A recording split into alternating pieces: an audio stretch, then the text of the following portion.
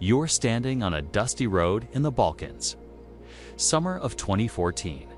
The air is thick with heat and the smell of unwashed bodies. In the distance, you hear something. Not the triumphant war drums of a returning army. Not the cheers of victory. No, you hear moaning. Thousands of voices crying out in pain and confusion. And as the sound grows closer, you see them. An army. 15,000 men. But they're not marching. They're stumbling, shuffling forward in a grotesque parade of human suffering. Every 99 men completely blind. Their eye sockets empty, crusted with dried blood. Each group is led by a single man who still has one eye, forced to witness the living nightmare he's guiding home. This is psychological warfare perfected. This is revenge elevated to an art form. This is what happens when two emperors hate each other so much that the entire battlefield becomes a stage for their vendetta. And here's the truly horrifying part. When this procession finally reached their king, the sight was so devastating that it literally killed him. He took one look at what had been done to his soldiers and died of shock 2 days later. But how did we get here? What kind of hatred burns so deep that blinding 15,000 men seems like justice? Today, we're diving into one of the most disturbing acts of calculated cruelty in human history. The story of Basil the Bulgar slayer and the revenge that ended an empire. To understand this act of systematic horror, you need to understand the world that created it. We're in the early 11th century, right on the edge of what we call the medieval period. The Byzantine Empire, what remained of the Eastern Roman Empire, sees itself as the continuation of Rome itself. To them, they're not some medieval kingdom. They're the Roman Empire, the chosen instrument of God on earth, the last bastion of true civilization. Constantinople, their capital, is the richest, most sophisticated city in the Christian world. While Western Europe is still fragmented and relatively primitive, the Byzantines have Greek fire, advanced engineering, a professional standing army, and an administrative system that would make modern bureaucrats jealous. They've got libraries, universities, and a level of culture that won't be matched in the West for centuries. But here's the thing about empires. They're always hungry. And in this period, the Byzantine Empire has a massive problem. Bulgaria, the First Bulgarian Empire, has spent the last few decades not just resisting Byzantine expansion, but actively eating away at its borders. Bulgarian territory stretches from the Danube River down to the Aegean Sea, from the Adriatic to the Black Sea. They're not some barbarian horde. They've got a sophisticated state, their own church, and most importantly, they've got something the Byzantines can't stand: independence. Now, within the Byzantine power structure, there's a concept you need to understand called Wayne, the civilized Christian world under legitimate authority. To Byzantine thinking, there can only be one true emperor, one legitimate heir to Rome. Everyone else? They either subjects who do unknow it yet, or rebels who need to be brought to heel. And Tsar Samuel of Bulgaria, he's definitely in that second category. But this isn't just political theory. This is personal, deeply, violently personal. Because our story really begins with two men who hate each other with a passion that will define 3 decades of warfare and create one of history's most horrifying spectacles. On one side of this blood-soaked rivalry stands the emperor who would earn history's most chilling nickname, Basil II, Emperor of the Romans. Born in 958 into the Macedonian dynasty, Basil was raised in the purple, literally born in the purple chamber of the imperial palace, marking him as legitimate from birth. But his childhood wasn't some cushioned palace life. His father died when he was young, and much of his youth was spent watching regents and generals fight over power while he waited to truly rule.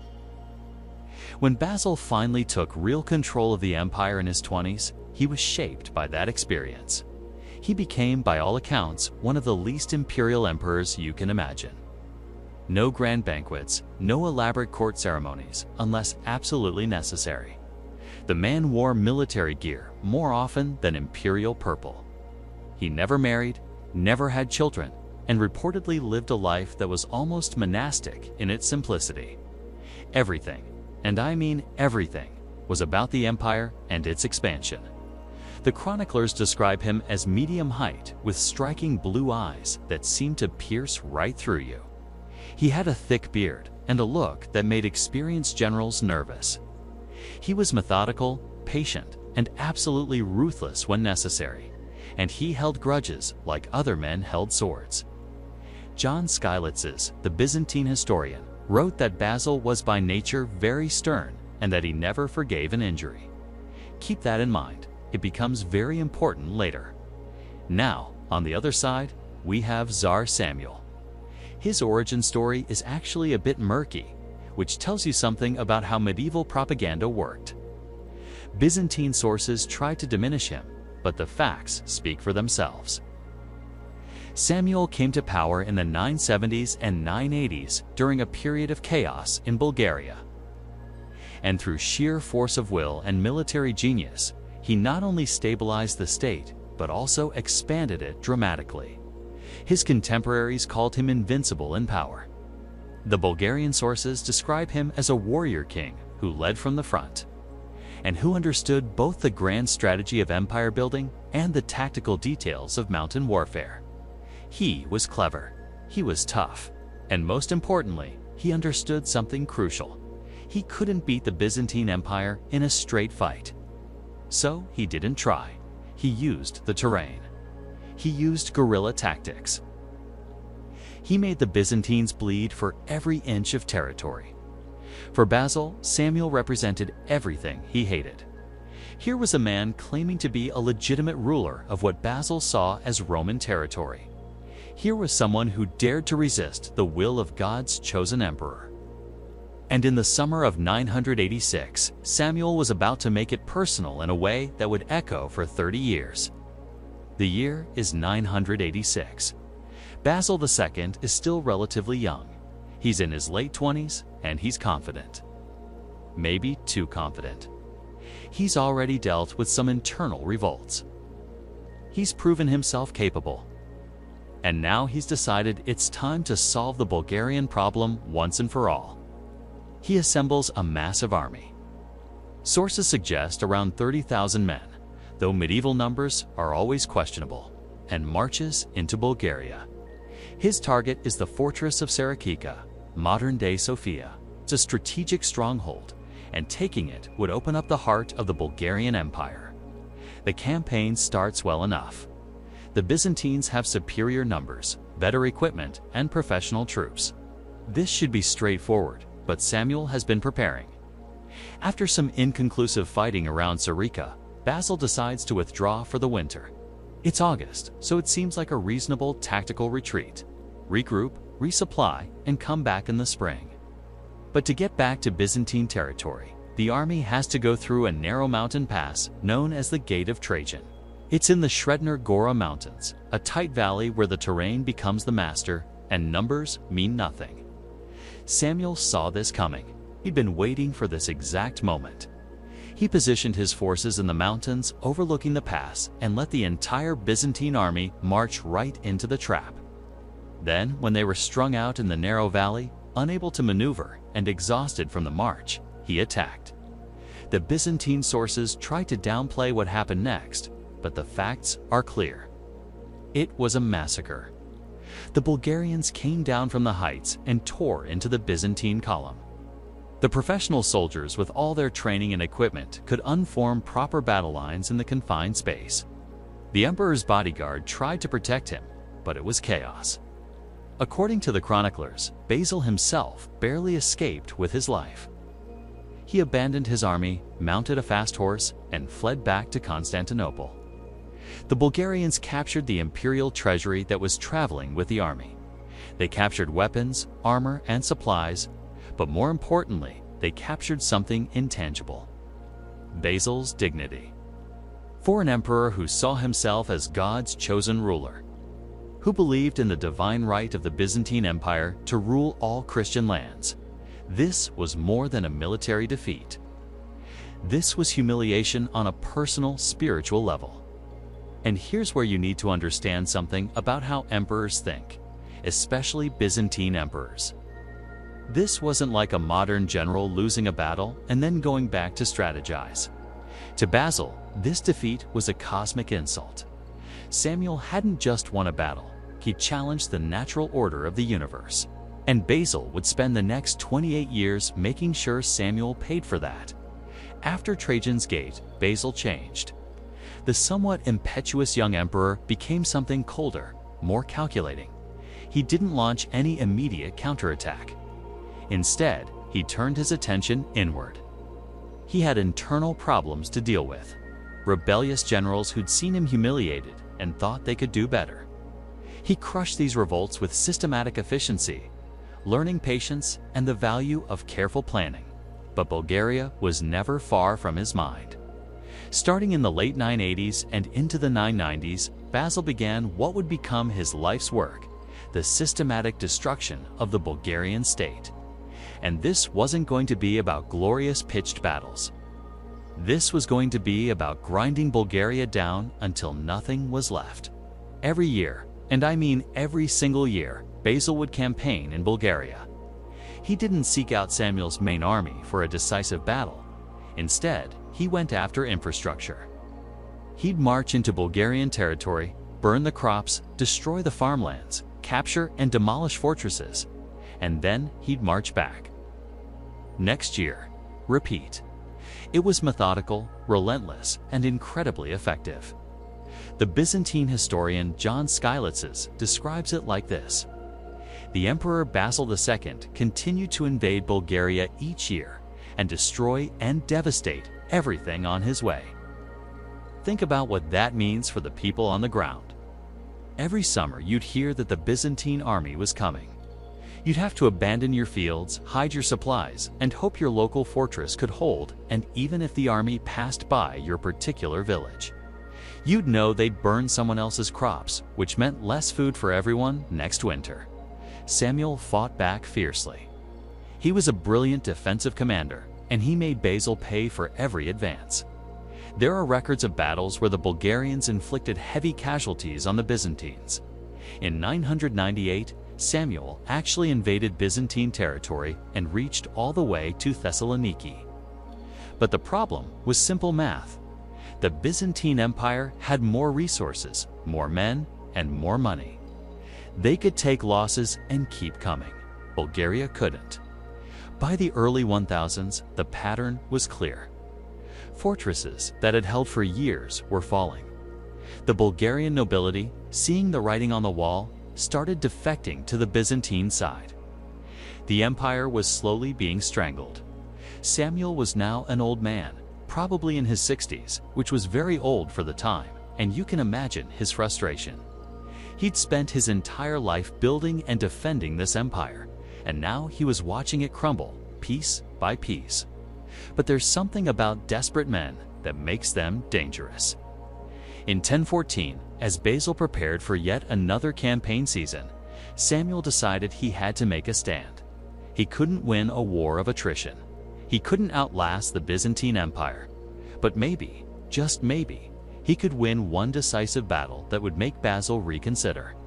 He found what he thought was the perfect place to do it. A mountain valley called the Clitian Pass. It's July 2014, and Basil is marching deep into Bulgarian territory with a large force. Samuel knows this might be his last chance to turn things around. He's studied the terrain obsessively, and he's found a perfect defensive position. The Clitian Pass, whose name means the key in Greek, is a narrow gorge between the Belisica and Orashton mountains. It's one of those places where geography becomes destiny. Samuel orders his engineers to construct a massive fortification across the valley. We're talking about a wall of earth and timber that completely blocks the pass. Behind it, he positions his army, the best troops Bulgaria has left, probably around 12,000 to 15,000 men, according to various estimates. The plan is simple. Basil can't go around the mountains in any reasonable time frame. So he'll have to come through the pass, and when he does, the Bulgarians will slaughter them in the narrow confines. When Basil's army arrives and sees the fortification, he must have felt a flash of recognition. This was exactly the kind of terrain advantage that Samuel had used 30 years ago at Trajan's gate. But Basil isn't the same man anymore. He's in his mid-50s now, and he spent nearly 3 decades waging war. He orders his troops to attack the fortification anyway. For days, sources say, anywhere from 3 days to a week, the Byzantines launch frontal assaults on the Bulgarian wall. And for days, they're thrown back with heavy losses. The Bulgarians are fighting with the desperation of men who know this is their last stand. They rain down arrows, javelins, and rocks. They pour hot oil on anyone who gets too close. The Byzantine dead pile up in front of the fortification. Some of Basil's generals start urging him to find another route to call off the attack, but Basil has something else in mind. He's been talking with one of his best commanders, a general named Nicephorus Shiphos, and she has a crazy idea. What if they don't go through the pass at all? What if they go over the mountain? The Belitsitsa mountain range isn't some gentle hills. It's rugged wilderness, steep terrain with no proper trails. It would be exhausting and dangerous, and if Samuel discovers what they're doing, the force would be vulnerable and destroyed. But if it works, Basil gives Shiphos permission to try. Shiphos takes a detachment of soldiers, probably a few thousand, though we don't know the exact number. And they begin a grueling trek through the trackless wilderness for several days, while the main Byzantine army continues launching attacks to keep the Bulgarians focused on the front. Shiphos and his men are navigating goat paths and fighting through dense forest. They're moving with full equipment, trying to stay quiet, knowing that one scout spotting them could mean death. Then on the morning of July 29th at 10:14, everything comes together. The Bulgarians are at their positions, exhausted but triumphant because they've held the pass for days. The Byzantines are launching another attack at the wall. And then from behind the Bulgarian lines, cutting through the morning air, comes a sound that must have frozen every Bulgarian soldier. Byzantine war Cruelest had made it. His force emerged from the mountains directly behind the Bulgarian army. The shock was absolute and immediate. Imagine being a Bulgarian soldier at that wall. You've been fighting for days. You're exhausted but confident because you're winning. And then suddenly there are enemy soldiers coming from the direction of your own camp, from the direction that's supposed to be safe. The psychological impact was devastating. According to John Skylitz's, the Bulgarian defense collapsed almost immediately. Men abandoned their positions and tried to flee. But here's the horrible genius of their situation. They'd built that massive wall across the valley to keep the Byzantines out. Now it trapped them in, spear caught between Shiphos's force behind them and Basil's main army in front. The carefully prepared defensive position became a killing ground. Tsar Samuel himself barely escaped. Sources say his son Gabriel fought off Byzantine soldiers and got him away on a horse, but behind him his army was being destroyed. The battle turned into a rout and the rout into a massacre. Thousands of Bulgarian soldiers were cut down, and thousands more. The Byzantine sources claim as many as 15,000 were captured alive. They were disarmed, stripped of their armor, and herded together under guard. The battle was over. Basil had won completely. But these prisoners had no idea that for them, the real horror was just beginning. Because Emperor Basil II, standing on that battlefield, was thinking about Trajan's gate. He was thinking about 28 years of humiliation, and he was about to send a message that would echo through history. What happened next is one of the most calculated acts of cruelty in military history. Basil could have done many things with these prisoners. He could have ransomed them. That was standard practice, and it would have brought wealth to the Byzantine treasury. He could have executed them brutally, but quickly, and understood within the context of medieval warfare. He could have enslaved them, incorporated them into his own army, or held them as hostages. But he did none of these things. Instead, Basil gave an order that must have seemed incomprehensible at first. The chronicler John Skylitzes gives us the details, and they're chilling. The prisoners, reportedly around 15,000 men, though the exact number is debated, were divided into groups of 100. Then Byzantine soldiers began the systematic blinding of 99 men in each group. Now, let's pause here because you need to understand what blinding meant in this context. This wasn't some surgical procedure. We don't know the exact method used, but it likely involved heated irons or sharp instruments directly into the eyes. Some sources suggest they used daggers to pierce the eyeballs. Others mention cauterization. Whatever the technique, it was agonizing and it was permanent. These men would never see again. They would be dependent on others for the rest of their lives. Unable to work most jobs, unable to fight, marked forever by what had been done to them. But here's the truly diabolical part. The 100th man in each group wasn't completely blinded. He was left with one eye, one single eye. Why? Because someone needed to lead the blind men home. This wasn't mercy. It was the opposite of mercy. Basil was ensuring that his message would be delivered in the most visceral, horrifying way possible. These partially blinded men were given a new purpose, to guide their sightless comrades back to Tsar Samuel. Now modern historians debate the numbers. It's very likely that 15,000 is an exaggeration and that the neat ratio of 99 blind to 1 eyed is 2. Perfect to be literally true. Medieval chroniclers loved dramatic numbers that made theological sense. But while the exact figures might be inflated, there's little doubt about the core event. A mass blinding did occur on a horrific scale, unprecedented in warfare up to that point. Think about the logistics of this for a moment. This wasn't something done in the heat of battle. This took time, days probably. There had to be organization. Orders had to be given. Soldiers had to carry them out. Prisoners had to be processed group by group. And through all of it, there was the screaming, the begging, and the realization among the prisoners of what was about to happen to them.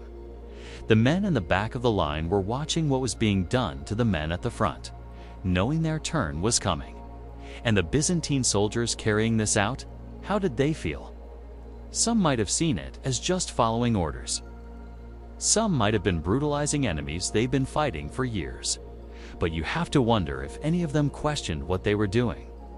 If any of them looked at the growing mass of mutilated men and thought, is this really necessary? But Basil wasn't done. After the blinding was complete, he gave these men, this army of the damned, one final order. Go home, tell your king what happened. Show him what the Byzantine Empire does to those who resist. And so began one of the most horrifying processions in human history. Imagine the scene. Thousands of men stumbling in absolute darkness.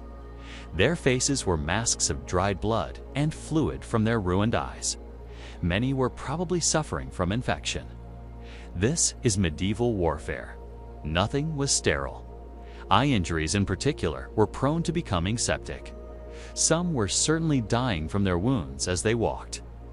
The pain must have been unbearable, constant, and all-consuming. And each group of 99 blind men was led by a single half-blind man who could see just enough to witness the full scope of what he was leading.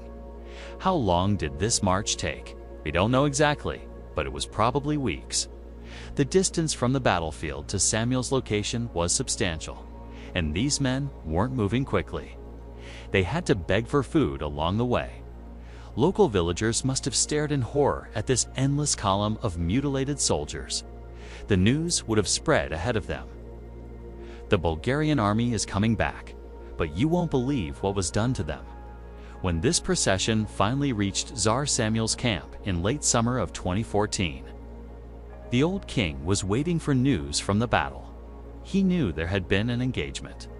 What he didn't know was the scale of the catastrophe. According to the chroniclers, Samuel came out to greet his returning soldiers, and then he saw them. All the sources agree on his reaction. The sight destroyed him. John Skylitzes writes that the old king fainted on the spot when he saw the thousands of blinded men stumbling toward him. Imagine that moment. You're an elderly man who spent your entire life building and defending an empire. And now you see this. Thousands of your soldiers reduced to walking corpses. Living memorials to your failure. The chroniclers say Samuel couldn't recover from the shock. He died 2 days later on October 6, 1014. The stress, the grief, the realization that everything he'd built was finished. These likely contributed to a stroke or heart attack. But the symbolism is perfect. Basil's psychological weapon had struck with more force than any sword. He hadn't just destroyed an army. His act of calculated cruelty had literally killed an enemy king, and it earned Basil his legendary title, Basil Bulgaro, Basil the Bulgar Slayer. The death of Samuel was the beginning of the end. Within 4 years, by 108, Bulgaria was completely absorbed into the Byzantine Empire. Basil had achieved his goal. The empire that had humiliated him 30 years ago was erased from the map. The blinding of the Bulgarian army remains one of the most chilling examples of psychological warfare in history. In the Byzantine world, blinding was a known political tool used on rivals to the throne because a physically imperfect man could not be emperor. But Basil weaponized it on an industrial scale, transforming it into an instrument of mass terror. What he showed was that the Byzantine Empire's power wasn't just military. It was psychological. They could inflict fates worse than death. They could break not just armies, but spirits. The blinded soldiers became living monuments to Byzantine power and imperial vengeance. So here's the question. Was Basil II a monstrous tyrant whose cruelty knew no bounds? Or was he a brilliant strategist who understood that terror is sometimes the most effective weapon? The blinding ended a war that had raged for 50 years. In Basil's mind, perhaps 15,000 blinded men were preferable to decades more of bloodshed. But for those men, the soldiers who lived the rest of their lives in darkness, the calculation probably seemed different. They were the living price of imperial ambition. The message written in Human Suffering was that resistance to Byzantine power was futile. This is what happens when personal vendetta meets military might, meets political calculation. It's a reminder that sometimes the most effective weapons are those that kill the body, but those designed to break the human spirit. So, what do you think? Was this an unforgivable atrocity, or a brutal but effective end to decades of war? Let me know in the comments. And if you found this deep dive compelling, make sure to hit that like button and subscribe for more content exploring the disturbing realities mainstream history doesn't discuss. Thanks for watching, and I'll see you in the next